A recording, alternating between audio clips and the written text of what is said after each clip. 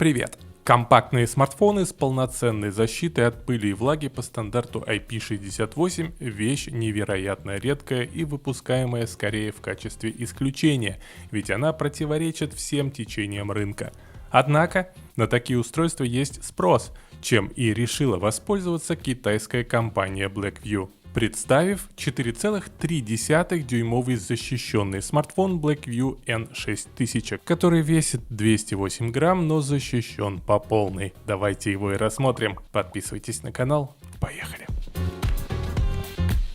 Экран у новинки QHD+, защищен стеклом Corning Gorilla Glass 5, смартфон соответствует требованиям американского военного стандарта Military STD810H. Он выдерживает падение на асфальт с высоты 2 метров и может провести 30 минут на глубине до 1,5 метра, что соответствует IP69K. Емкость аккумулятора составляет 3880 мАч. В режиме ожидания смартфон держит заряд до 18 дней и может работать при температуре от минус 30 до 60 градусов. Смартфон оснащен однокристальной системой MediaTek Helio G99. В Antutu набирает около 400 тысяч баллов. До 16 гигабайт оперативной и флеш памяти UFS 2.1 объемом 256 гигабайт. Основная камера оснащена 48-мегапиксельным датчиком Samsung. Фронтальная камера является 16-мегапиксельной. Смартфон работает под управлением оболочки docOS 3.1 на базе Android 13. Есть предустановленное приложение Шагомер.